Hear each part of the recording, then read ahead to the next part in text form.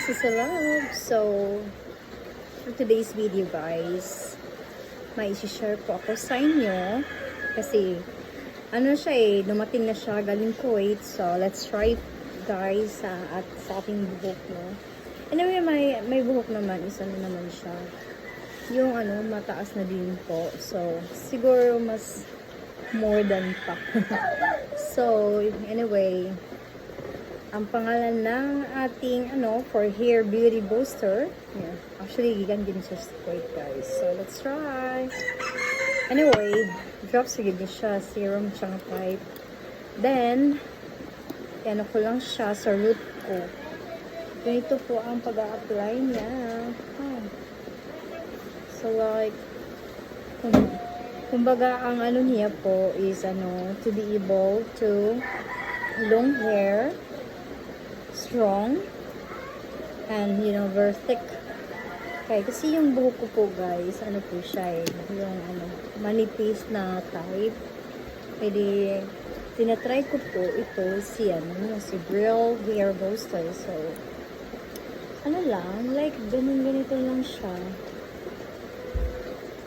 Then, may kasama din small massage. At least, So,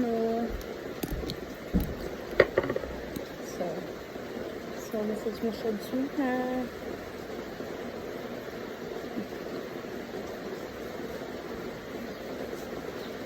Ito yung tips natin, guys. At least, yung hair natin is, yung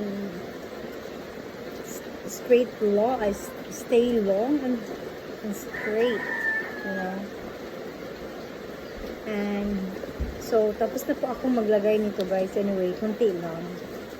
Kasi pang lang yan And also, I have a long curls herbal hair growth oil. Anyway, this is galing po ito ng Kuwait. Diba, may pa siya, mga herbal. So, actually, spices po ang mga nilagay dito. So, let's try. Pang din po to. Softness dry scalp. Promote the thicker hair. So, then soft hair. Diba, siya, makatulong talaga. So, let's try na ilagay na. Parang din yung type niya, guys, serum. Actually, niya, tawag nito? Mint ang kinalabasan. Diba, malipis yung ko. Bukok. Kasi maliligo ako ngayon. So, naglagay muna ako for 30 minutes para pag diba, pag tapos na yung maliligo ay good result siya to become softness yung buhok natin. Alam ko naman gagamit tayo ng keratin from Sadyaan, pero mas maganda din na gagamit tayo ng ganito for the healthy form for our hair. Diba? Sobrang taas na niya.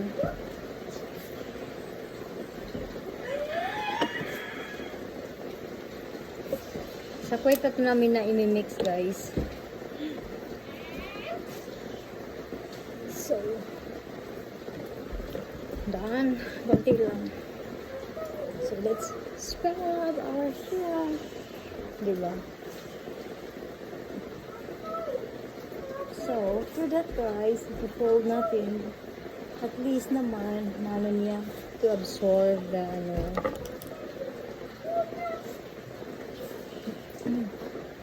diba ang long hair ng buhok ko.